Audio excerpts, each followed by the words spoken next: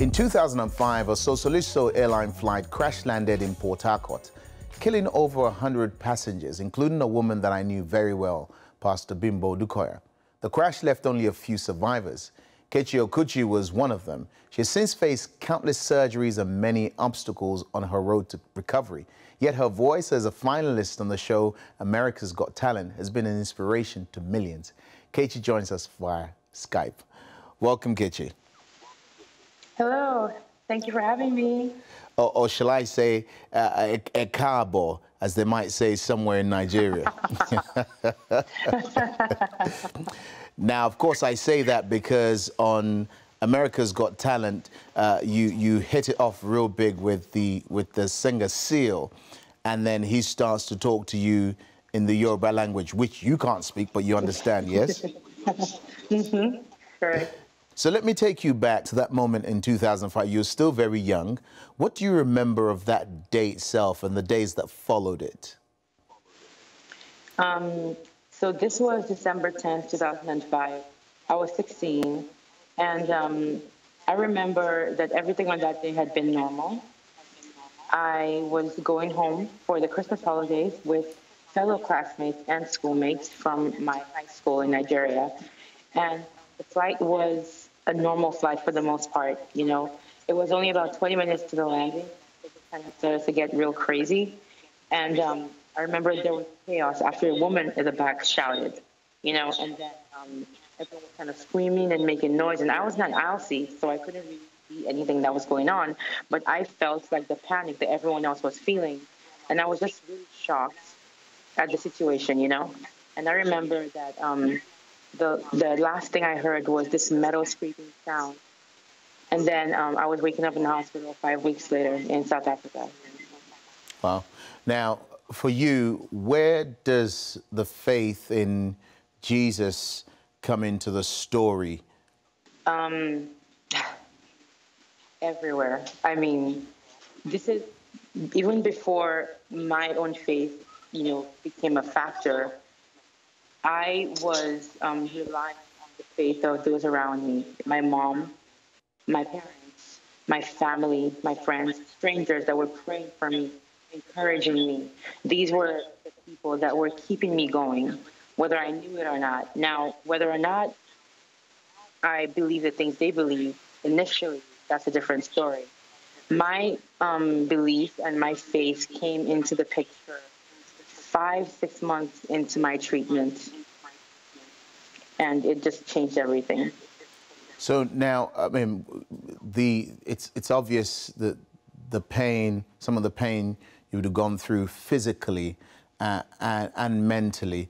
At what stage did you have the strength to not only walk through the pain, but go public with the voice God has given you and not feel awkward about showing yourself to the public?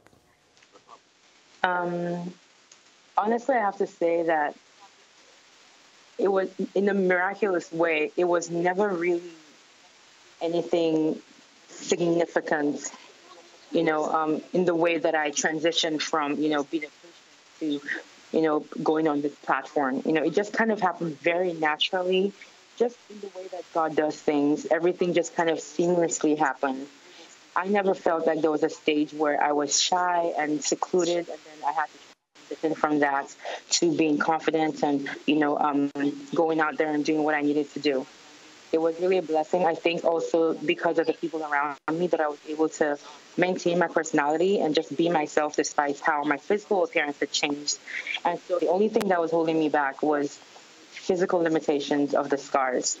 When I literally could not walk and literally couldn't, you know, sit up straight or do things I wanted to do, you know, because of the burns. Once those things were gone or better, I didn't let anything stop me. And I had a lot of encouragement. So now, in those difficult moments when you feel constrained, or you felt you couldn't walk, you couldn't do some of the things, because of course your mind is still the same, and sometimes I'm sure you wanted to just up and run. What were some of the songs you would sing to yourself to pep yourself up? You smile. I want to hear that. Oh my gosh, so many songs. I mean, I had so many artists that I loved. Um, I loved Woman of Faith. I loved Destiny's Child. I loved Westlife, Backstreet Boys. Kelly Clarkson was a major one at the time. Nice. These were artists that these were artists whose music served as an escape for me and a source of strength for me as well in hard times, so I could do the things that I needed to do to get better. How much does it mean to you, this moment that you have now, where you've been on this incredible TV show and now millions say to you, Ma, you encouraged me, Ma, you inspired me. How much does it mean to you? It means the world to me. It's the fulfillment of everything I've ever wanted to represent as a burn survivor. I have always prayed and hoped that through anything that I do, you know, whether it's talking, meeting people, singing, whatever, that people can take away, even if it's just a small segment of what I've said, they can take away something positive from that meeting or from that interaction. And I've always wanted them to be able to just feel like they can do anything, you know, just by talking to me, even if it's just a little bit, even if it's just one person. And I feel like AGT gave me that platform to reach even more people with that same message. So whenever people come up to me and tell me these things, it never gets old, you know, it's always so humbling, and it shows me that, you know, God is in all this, and that he knows what is going on, he knows what he's doing. And one final thing, I know our time is up, and we've got some distractions coming your way and my way. But for those someone who's watching, either who is in the position that your mum was and still is in doing the journey with you, or they themselves have gone through it, what one thing can you tell them just to help them get over the fact that what's happened, this is not the end? There is hope on the other side, just as you've seen.